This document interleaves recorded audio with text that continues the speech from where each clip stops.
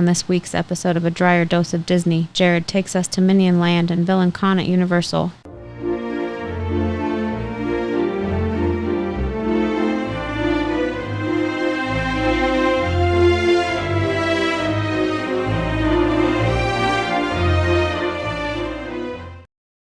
Welcome to this week's episode of A Drier Dose of Disney. I'm your host, Jared Dreyer, and today we are going to take you to Universal Studios Orlando and their newest land, which is Minions Land. And this is from Despicable Me with Gru and all the little yellow minions. And this place is a lot of fun, and we had a chance to recently visit it after its opening during its trial phase, and actually got a chance to ride some of the new rides and experience some of the stuff there. So we wanted to share that with you today on this episode and take you through the new Minions Land over at Universal Orlando. But before we do that, we did want to ask, wherever you're listening to us, go ahead and click that pause button and click subscribe, so that way you're going to get this content delivered into your inbox each and every single week. And then if you're over on YouTube, obviously you get the opportunity to see us in person there. And you can see from today's video, I am back at home in Denver, Colorado. We have driven back from our time this summer out there at the Drier Dose of Disney condo in Orlando, and that is available for rent if you wanted to check that out. That's down in our podcast description below. But we did want to let you know that now that we're in season 4, we are a few episodes in, and these are some of our biggest episodes that have been waiting out there for you, our public, that were hidden over on Patreon, just for our Patreon supporters. And we've actually replaced it with our biggest Disney tip or trick ever. And this is available only on Patreon and only to our Patreon subscribers. And we will not make this available to our general public listeners out there because it's too good of a secret. And you're going to find that this is going to be at our highest tier. And it's because it's that great of a secret. And we don't want the secret getting out too much. This is only going to go to our highest level supporters.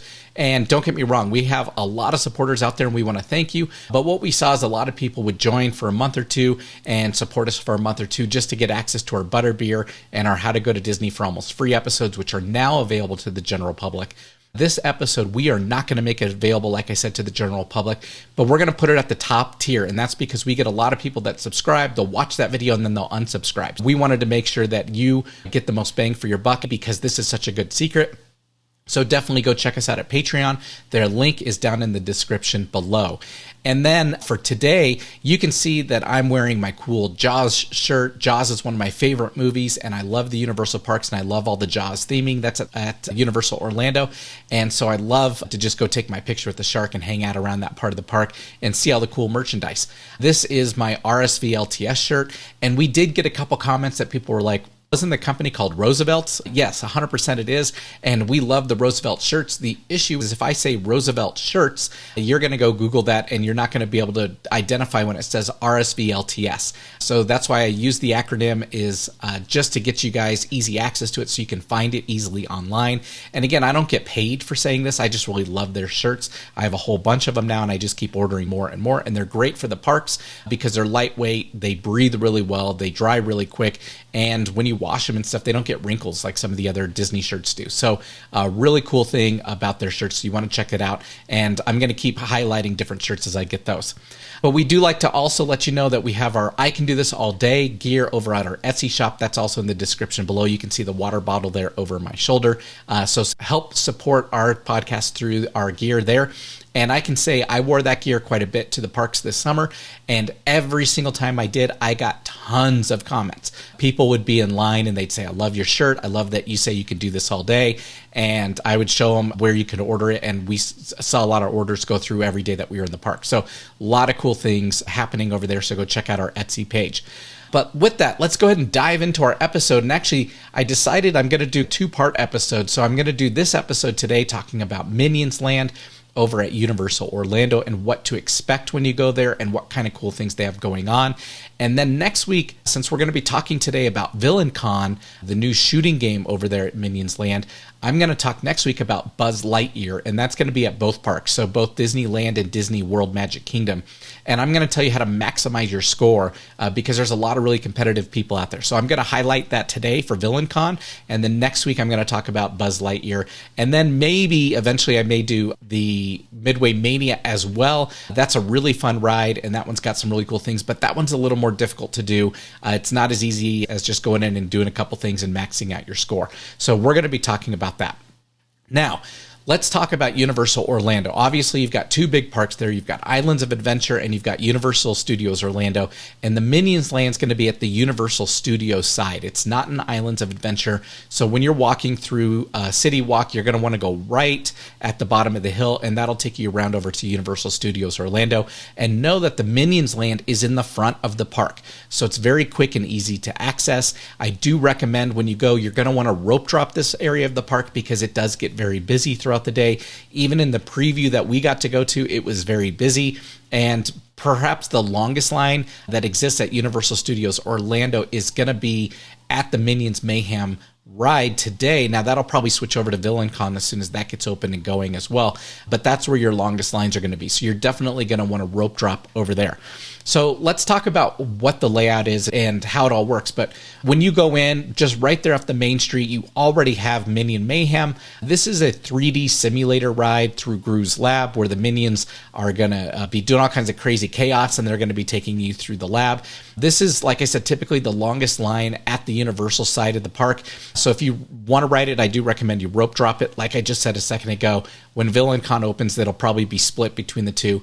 But that's good news if you're a Harry Potter fan, because that'll keep people up at the front of the park versus running back to Diagon Alley and Escape from Gringotts, which used to be the busiest ride in the park until this land started to open up. So you're definitely, if you have little kids and they love the Minions, you're going to want to hit this early in the day and get it knocked out before it gets too crazy busy. But that ride, Minion Mayhem, is a lot of fun. I'll be honest, if you listen to my episodes about motion sickness in the park and some other things, I don't necessarily love this ride just because it does make me feel really sick. When you go in, you're watching a huge, almost IMAX type screen in front of you, and they shrink you and it's all 3D and you're running through all this, and it can make you really ill if you get motion sick. It's a ride that we typically like to skip, but it is a lot of fun. We have ridden it a handful of times, and the little kids absolutely love it because it's just full of chaos and it's just a ton of fun. Definitely you're going to want to go check that out.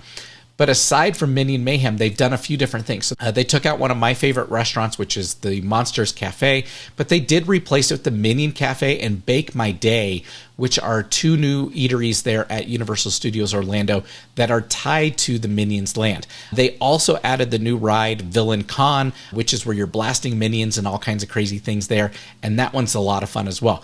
But before we get to VillainCon and I talk about how cool VillainCon is, I want to take you through these restaurants. So over at Minion Cafe, they do have a lot of bowls, sandwiches, and then they've got one pizza there. And the food there is really good. Now, I will say we didn't get a chance to really try a lot, and we tried to stay away from a lot there just because if you're familiar with Minions, you know that they absolutely love bananas, and there's a lot of different banana flavorings and banana things within these restaurants and in the bakery. And my wife, unfortunately, is allergic to banana, so it just wasn't worth chancing it. So we just tried to stay away from anything that might be cross-contaminated and just went there for a couple little things as well. So we do recommend Minion Cafe. The food selection is very vast, meaning you get a lot of different good options there. And when we looked at the menu, there was something that we all found that we would enjoy eating there. So everyone's going to be happy when you go to Minion Cafe.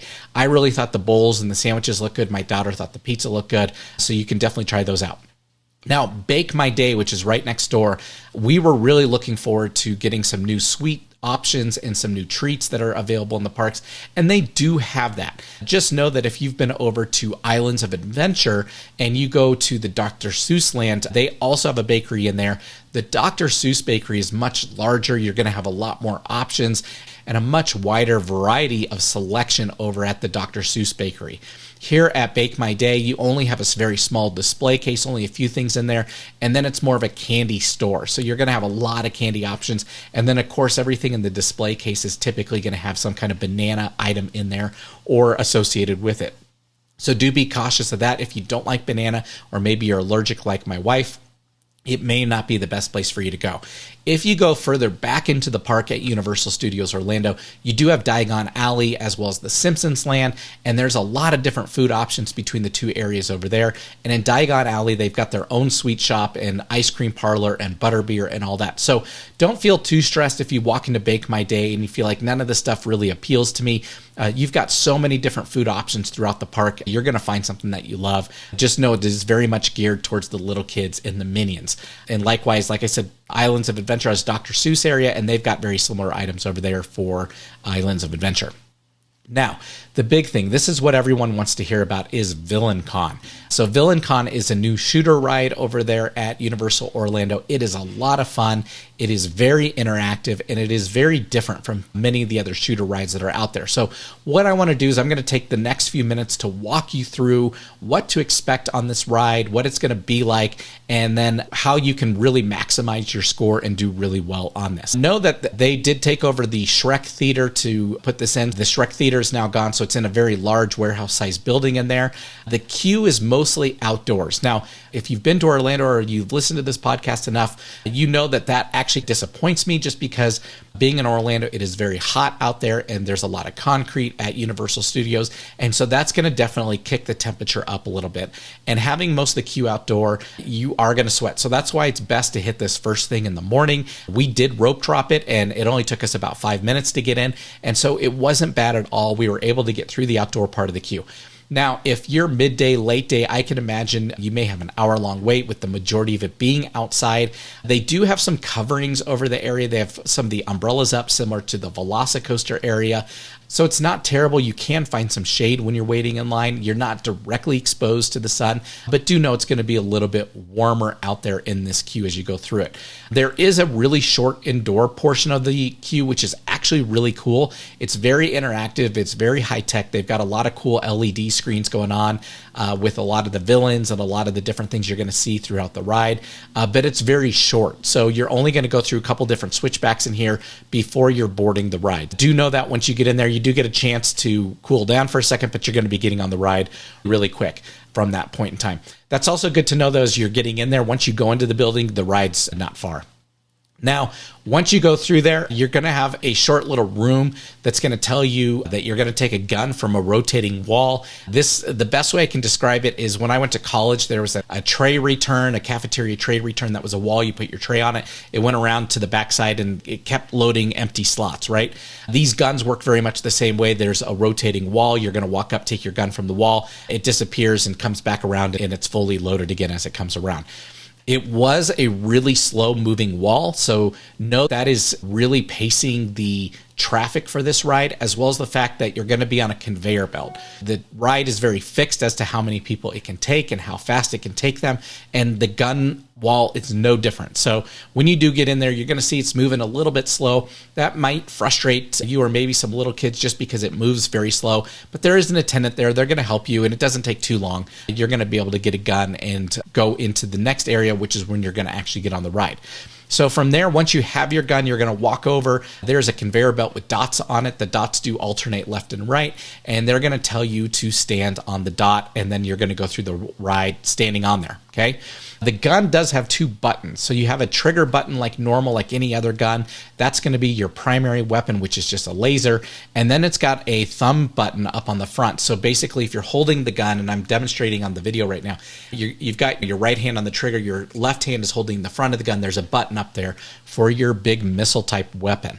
I do want to recommend you do want to use that button as often as you can. That's how you're going to get the most points. The laser part, the actual trigger, is really cool. You're going to get to shoot at a lot of different things, but that front button is going to really wipe out a lot of stuff on the screen when you're able to use it. So you do want to be able to pay attention to that. When we went through the ride, I saw a lot of other people just shooting their laser, and they didn't use that front button. So please don't forget about that. And that's probably one of the biggest keys on this ride. When you go through the ride, there are going to be LED screens on both sides. So there's some on the wall that you're facing. There's also going to be some on the wall behind you. So you're going to want to turn. You're going to want to go both ways. You're going to want to shoot at everything you can. And know that when you're on this ride, it is total chaos. So you're shooting at everything in every single direction. Sometimes a villain comes in with a huge robot. Everyone's shooting at that, trying to kill that. You're going to be shooting at different boxes that give you different power-ups. You're going to have coins that are falling, and you want to shoot the coins. That's a way to get a lot of points. So you want to definitely go after the coins that are popping out. What I saw a lot of people doing is they would shoot the box, and the power-ups would apply to their gun, and all the coins that would fall to the ground, they would leave. So you definitely want to be shooting those coins to get a higher score. And you can, any coins that are out there, you can shoot at. So even if someone else opened a box and the coins fall, you're able to shoot and get those points. So please do that. But the action is happening all around, so you want to be looking back and forth very quickly to see what's going on. but have a lot of fun. You want to shoot at things as you go through this ride. You're going to go through multiple rooms. I believe there's 3 or 4 different big rooms that you're going to go through before you get to the end of the ride, and you want to keep shooting pretty much the entire time. You want to be shooting at everything.